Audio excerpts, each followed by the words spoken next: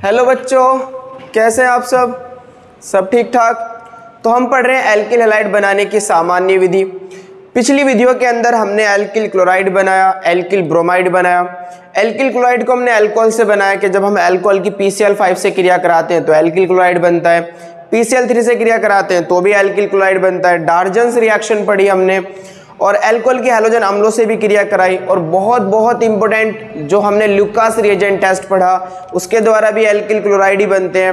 फिर हमने एक हुंसडी का रिएक्शन पढ़ी, मार्कोनिकॉफ नियम पढ़ा, एंटी मार्कोनिकॉफ नियम पढ़ा। इन सब रिएक्शनों के द्वारा हमने क्या बनाए, केवल एल्किल क्लोराइड या फिर एल्किल ब्रोमाइड बनते हैं। तो आज हम कुछ ऐसे रिएक्शन पढ़ेंगे जिसके द्वारा केवल एल्किल आयोडाइड बनते हैं या फिर एल्किल फ्लोराइड बनते हैं। तो ऐसी कौन सी रिएक्शन है जिनके द्वारा एल्किल आयोडाइड ही बनाए जा सकते हैं और एल्किल फ्लोराइड ही बनाए जा सकते हैं, तो उन रिएक्शनों के बारे में आज पढ़ने वाले हैं। तो आज रिएक्शन का नाम है हमारे पास halogen exchange method. Halogen exchange method. तो शुरू करते हैं। हैलोजन एक्सचेंज मेथड के अंदर सबसे पहले रिएक्शन हम पढ़ेंगे फिंकलस्टीन अभिक्रिया। तो सबसे पहले हम पढ़ेंगे फिंकलस्टीन अभिक्रिया। फिंकलस्टीन अभिक्रिया क्या कहती है? फिंकलस्टीन अभिक्रिया कहती है कि जब एल्किल ब्रोमाइड या एल्किल आयोडाइड की एल्किल ब्रोमाइड या एल्किल आयोडाइड की एसीटोन की उपस्थिति में, एसीटोन की उपस्थिति में सोडियम आयोडाइड से क्रिया कराते हैं, आयोडाइड से क्रिया कराते हैं तो एल्किल आयोडाइड बनते हैं। तो एल्किल आयोडाइड बनते हैं। यह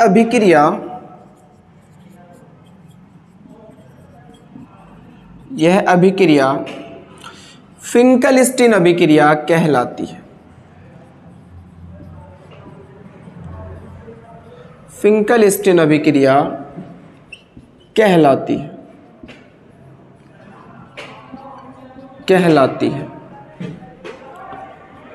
इस अभिक्रिया के द्वारा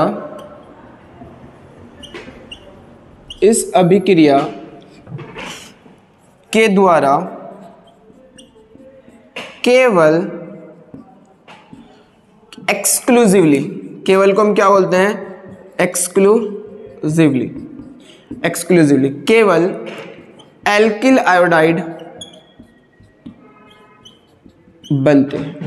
जी हाँ, फिंकलस्टीन अभिक्रिया के द्वारा ओनली क्या चीज की फॉर्मेशन हुआ करती है? एल्किल आयोडाइड की फॉर्मेशन हुआ करती है। तो फिंकलस्टीन अभिक्रिया क्या कहती है? फिर से रिपीट करते हैं अपनी बात को कि जब आप एल्किल ब्रोमाइड या फिर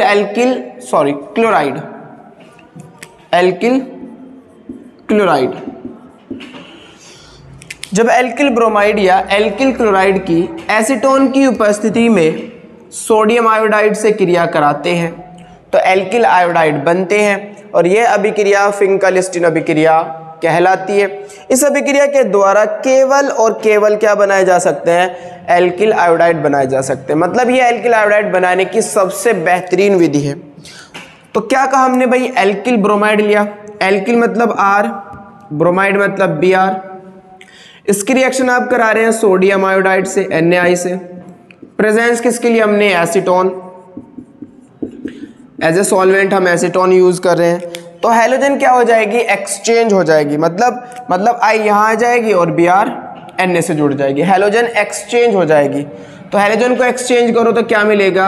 Ri प्लस NaBr। इसके पीपीटी बन जाएंगे, प्रिसिपिटेट। NaBr के क्या बन जाएंगे? प्रिसिपिटेट। R को हम क्या बोलते हैं? Alkyl iodide. इसी प्रकार से अगर आप Cl रखते हैं, यहां पर हमारे पास अगर आप Cl रखते हैं सपोज डेट RCl, तो इसको हम कहेंगे एल्किल क्लोराइड। इसे हम कह रहे थे एल्किल ब्रोमाइड।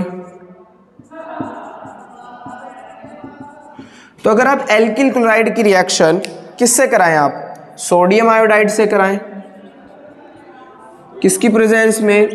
एसीटोन की प्रेजेंस में। तो यहां से क्या बाहर हो जाएगा? NaCl बाहर, क्योंकि हैलोजन एक्सचेंज होगी, Cl Na से लगेगी और I R से लगेगी। तो प्रोडक्शन किस चीज का होगा? Ri का, और प्लस क्या बाहर? NaCl बाहर। ये भी प्रेसिपिटेट के रूप में बाहर, अवक्षेप के रूप में नीचे बैठ जाएंगे।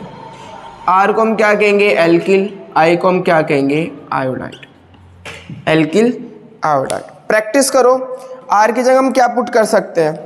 CH3 पुट कर सकते हैं। तो हमने R की जगह क्या पुट करा? CH3। Br रखा, इसका नाम क्या होगा? मिथाइल। और Br को हम क्या बोलते हैं? ब्रोमाइड।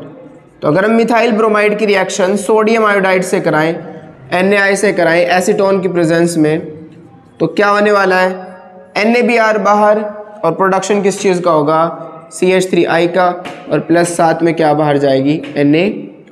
Br precipitate PPT। इसका नाम क्या होगा बताए? जी हाँ, मिथाइल आयोडाइड। किसकी फॉर्मेशन होगी हमारे पास? मिथाइल आयोडाइड की फॉर्मेशन होगी। इसे नोट करो, फिर इसके बारे में कुछ और बातें पढ़ते हैं जो इम्पोर्टेंट है। नोट करें आप इसको। रफ कर दूं? चलो ठीक है।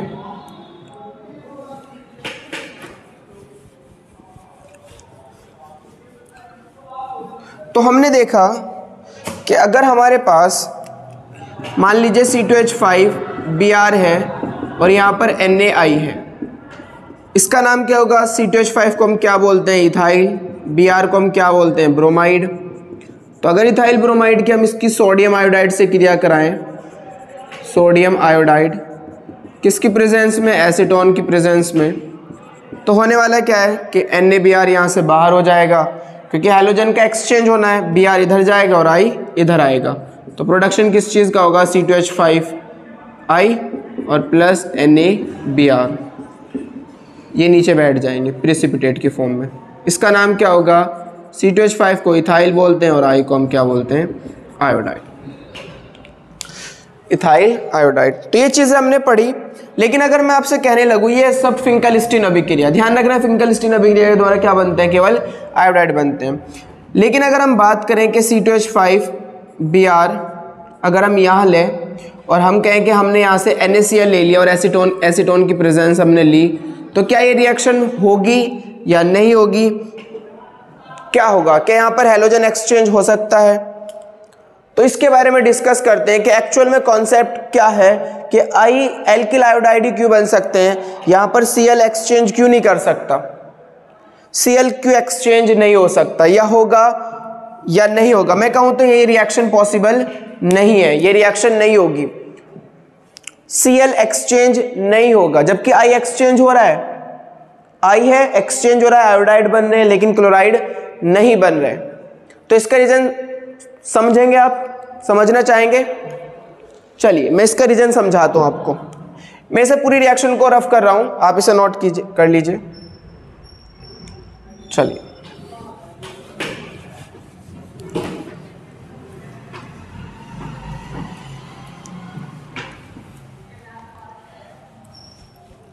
हमारे पास होता क्या है, ये जो एसीटोन हुआ करता है,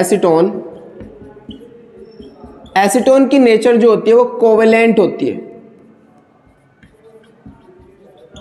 कोवेलेंट, सहसंयोजी। यहां पर किस प्रकार के बॉन्डिंग है? सहसंयोजक बंध। और आपने एक चीज पढ़ा होगा, ध्रुवीय, ध्रुवीय मीन्स पोलर, ध्रुवीय में घुलते हैं, ये आपने पढ़ा होगा।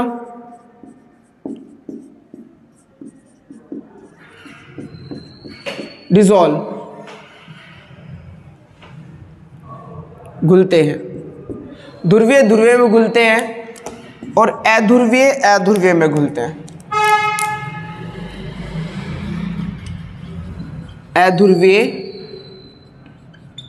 अध्रुवीय में घुलते हैं। नॉन पोलर, अध्रुवीय को हम क्या बोलते हैं? Non polar. Non polar non polar में घुलेंगे।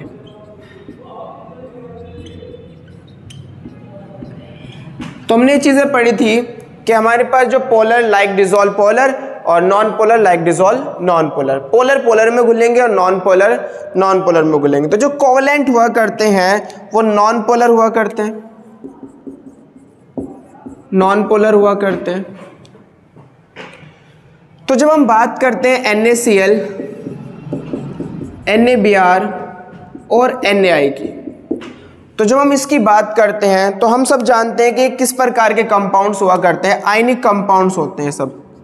कैसे कंपाउंड होते हैं? आयनिक। भाई आप समझते होंगे कि NaCl एक आयनिक कंपाउंड है, तो NaBr भी एक आयनिक कंपाउंड है और NaI भी एक आयनिक कंपाउंड है। ये आयनिक कंपाउंड है। और आयनिक कंपाउंड कैसे होते हैं? पोलर होते हैं। आयनिक कंपाउंड कैसे होते हैं? पोलर। मतलब तीनों के अंदर कैसी नेचर है? पोलर नेचर है, क्योंकि ये कैसे है? आयनिक कंपाउंड है। लेकिन एक हमारे पास साइंटिस्ट थे जिनका नाम था फाजान। फाजान ने कहा कि कोई भी कंपाउंड 100% आयनिक नहीं होता है। बात को समझेंगे मेरी? हमने कहा ये NaCl आयनिक कंपाउंड है, ठीक है। NaBr भी आयनिक कंपाउंड है, बहुत अच्छी बात है। NaI भी आयनिक कंपाउंड है। लेकिन फाजान क्या कहते हैं कि कोई भी कंपाउंड आयनिक 100% आयनिक नहीं होता है। उसके अंदर कुछ ना कुछ कोवेलेंट कैरेक्टर होता है। कुछ ना कुछ कोवेलेंट क्या होता है? कैरेक्टर होता है। मतलब नॉन पोलर कैरेक्टर हुआ करता है, कुछ ना कुछ। समझ रहे हैं बात को? 100% आयनिक नहीं होता। तो उसने बताया था फाजान ने कहा था कि अगर मेरे पास एक कैटायन है, कैटायन मतलब धनायन, अगर मेरे पास एक कैटायन है और एक मेरे पास क्या है? एनायन है।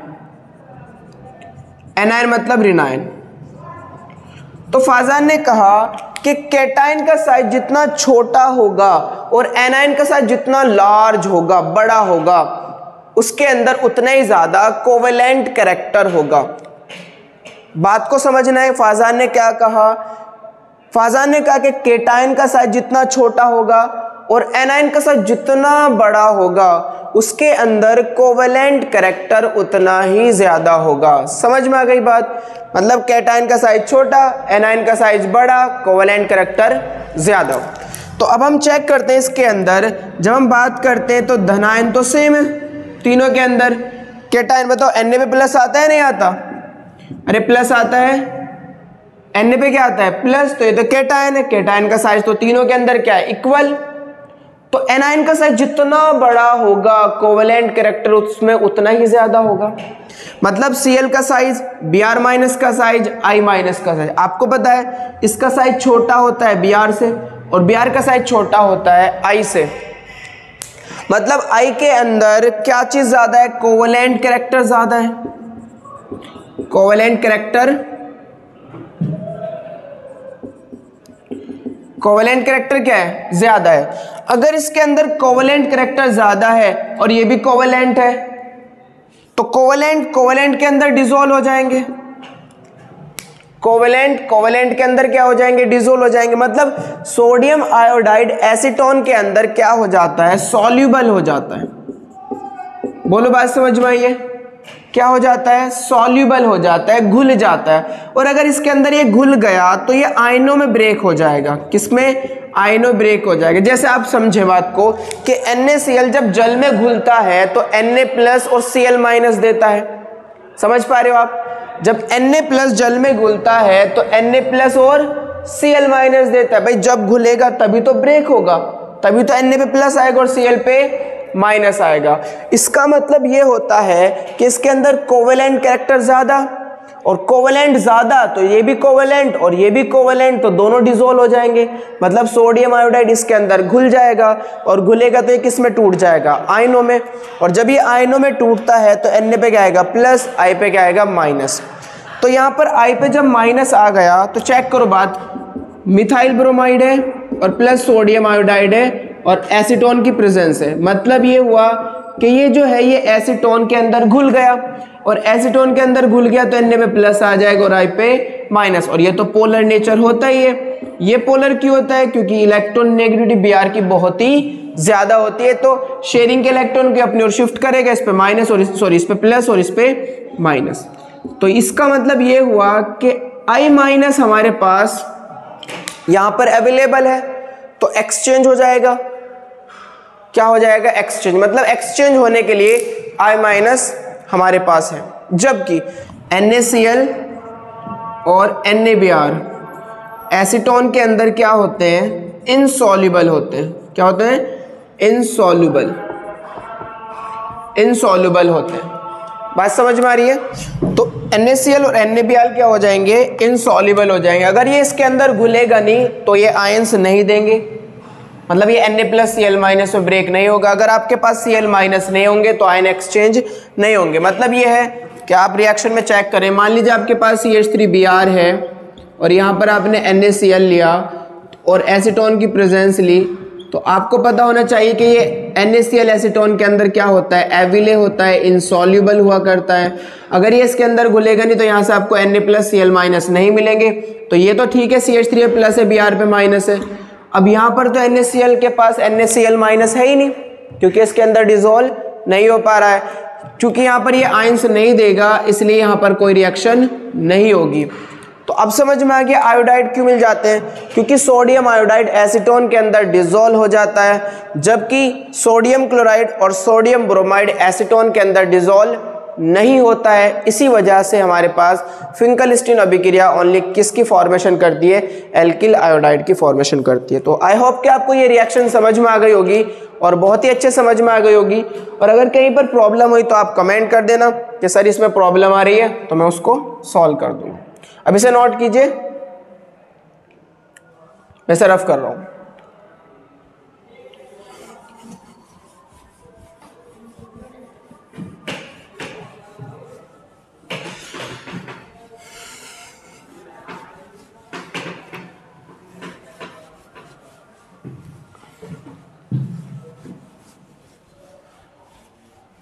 तो हमने फिंकलस्टीन अभिक्रिया पढ़ी। हैलोजन एक्सचेंज रिएक्शन के अंदर एक और रिएक्शन बहुत बहुत इंपॉर्टेंट है, जिसे हम बोलते हैं स्वार्ट अभिक्रिया। स्वार्ट अभिक्रिया।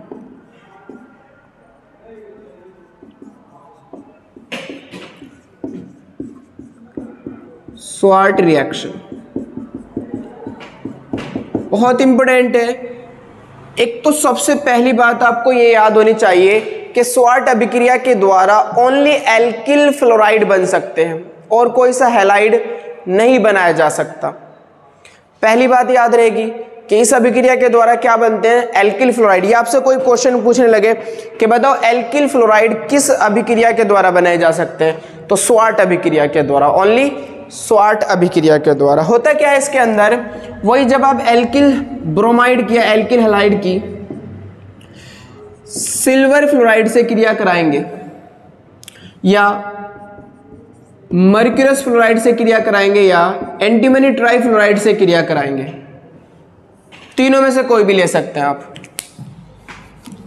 तीनों में से कोई भी ले सकते हैं। जब आप एल्किल हैलाइड की सिल्वर फ्लोराइड ले लें, मर्क्यूरस फ्लोराइड ले लें या एंटीमनी ट्राइफ्लोराइड ले लें, इनसे रिएक्शन कराते हैं तो हमें क्या मिलेंगे? एल्किल फ्लोराइड मिल जाएगा, एल्किल फ्लोराइड बनता है। और यही अभिक्रिया क्या कहलाती है? स्वार्ट अभिक्रिया कहलाती है। एक्स क्या हो सकता है? एक्स यहाँ पर Cl हो सकता है और Br हो सकता है, Cl और Br। तो मान लीजिए आपने क्या करा, R की जगह C2H5 रखा और यहाँ पर Cl रखा, तो इसका नाम हो गया हमारे पास इथाइल क्लोराइड। अगर आप इथाइल क्लोराइड की रिएक्शन सिल्वर फ्लोराइड से करा रहे हैं तो हैलोजन एक्सचेंज होगी। बोलो बात समझ में आ रही है? हैलोजन क्या होंगी? एक्सचेंज होंगी। Cl Ag से लग जाएगा और F C2H5 से लग जाएगा, मतलब ये यहाँ और ये यहाँ। हैलोजन एक्सचेंज होगी और प्रोडक्शन होगा C2H5F प्लस AgCl। इसको हम क्या बोलते हैं? Ethyl fluoride, ethyl fluoride. Suppose that आपने क्या करा, एथिल क्लोराइड की क्रिया मर्क्यूरस फ्लोराइड से करा दी Hg2F2, इसे हम क्या बोलते हैं, मर्क्यूरस फ्लोराइड। तो यहाँ भी क्या होने वाला है बताओ, हैलोजन एक्सचेंज होने वाली है, मतलब F यहाँ आएगा और Cl यहाँ जाएगा। अब F कितने हैं, 2, Cl कितना है, 1, तो हमें कितने मॉलिक्यूल यूज करने पड़ेंगे, 2। तो पहले C2H5 के पास पहला F आएगा और दूसरे C2H5 के पास दूसरा F आएगा, मतलब प्रोडक्शन क्या होने वाला है, 2C2H5F। और हैलोजन एक्सचेंज हो रहा है तो Cl कहाँ चला जाएगा, Hg के पास, तो आपको मिलेगा Hg2Cl2 और प्रोडक्शन किस चीज़ का हो जाएगा, C2H5F। इसका नाम होगा हमारे पास इथाइल फ्लोराइड।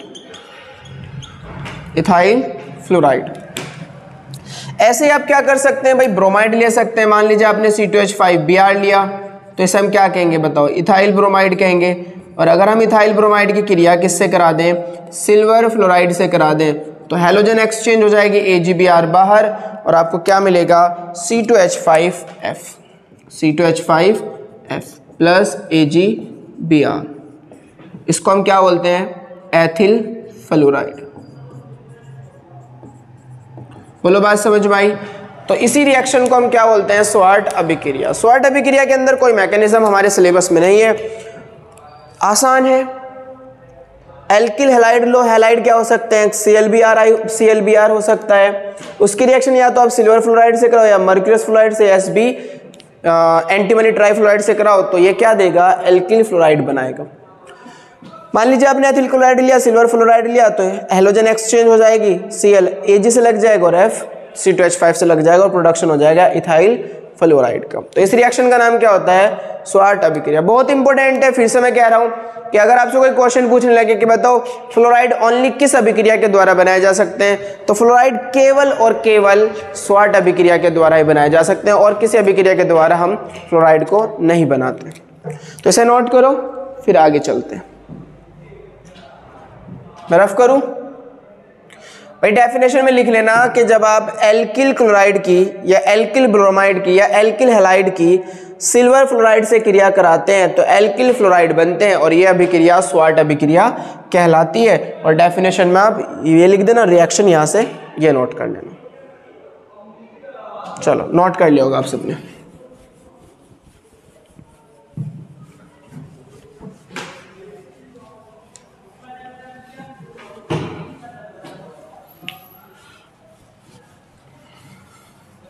एक लास्ट रिएक्शन रह गई हमारे पास, direct halogenation. Direct halogenation of alkene.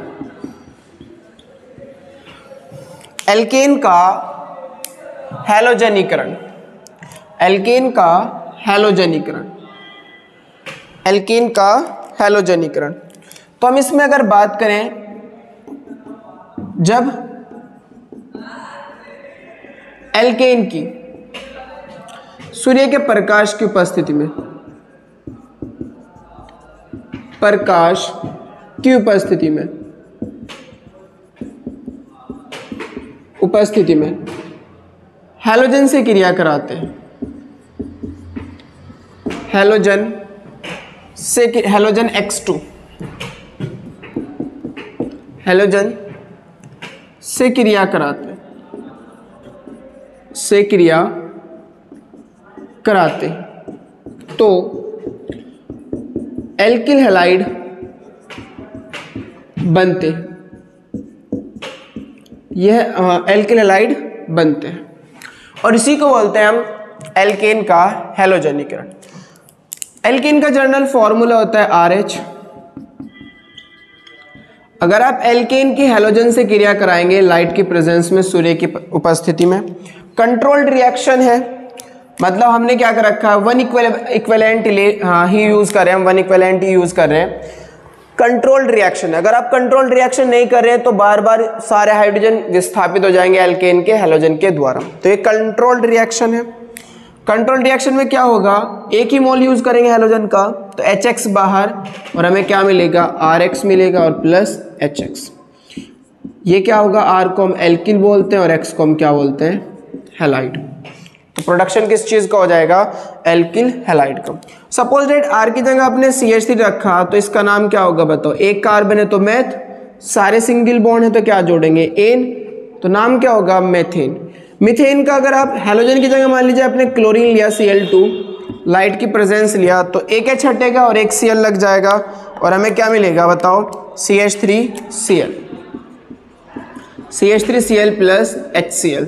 इसका नाम क्या होगा बताओ, CH3 को हम बोलते हैं मिथाइल और Cl का नाम क्या होता है, क्लोराइड, तो इसे हम बोलते हैं मिथाइल क्लोराइड। अगेन आप मान लीजिए अगर एथेन ले रहे हैं, C2H6 ले रहे हैं और मान लीजिए आपने यहाँ पर ब्रोमीन से क्रिया कराई लाइट की प्रेजेंस में HNO, तो अब क्या होने वाला है भाई, एथेन की रिएक्शन अगर हम किससे करा रहे हैं, ब्रोमीन से, तो एक H हटेगा, एक Br HBr बाहर और प्रोडक्शन किस चीज़ का हो जाएगा, C2H5 Br का और साथ में क्या बाहर, HBr बाहर। इसको हम क्या बोलते हैं, इथाइल ब्रोमाइड। ठीक है, अगर हम बात करें कि रिएक्शन मैकेनिज्म क्या है, तो फ्री रेडिकल रिएक्शन मैकेनिज्म हुआ करती है, मतलब मुक्त मूलक प्रतिस्थापन अभिक्रिया हुआ करती है, जो कि हमने आपसे बताया था, क्योंकि ये नॉन पोलर है और ये भी क्या है, नॉन पोलर है। तो ये भी नॉन पोलर हमारे पास और ये भी कैसा है, नॉन पोलर है। तो नॉन पोलर की जो ब्रेकिंग हुआ करती है वो होमोलाइटिक फिजन के द्वारा होती है। मान लीजिए अगर हमारे पास बात करें C2H5H की, तो ये जो बॉन्ड ब्रेक होगा वो होमोलाइटिक फिजन होगा। होमोलाइटिक फिजन मतलब ये अपना इलेक्ट्रॉन वापस ले लेगा और ये अपना इलेक्ट्रॉन वापस ले लेगा शेयरिंग का। तो C2H5 पे एक फ्री रेडिकल आ जाएगा और H पे भी एक फ्री रेडिकल आ जाएगा। इसी प्रकार अगर हम Br की बात करें तो यहाँ भी कैसा ब्रेकिंग होगी, होमोलाइटिक फिजन, ये अपने इलेक्ट्रॉन को वापस ले लेगा और ये अपने इलेक्ट्रॉन को वापस ले लेगा। तो Br पे भी एक फ्री रेडिकल आएगा और इस Br पे भी एक फ्री रेडिकल आएगा। तो एक फ्री रेडिकल Br का यहाँ चला जाएगा और एक फ्री रेडिकल Br का यहाँ चला जाएगा। प्रोडक्शन किसका हो जाएगा, C2H5Br और HBr। तो आज हम यही अपने लेक्चर को समाप्त करते हैं। Thank you for watching.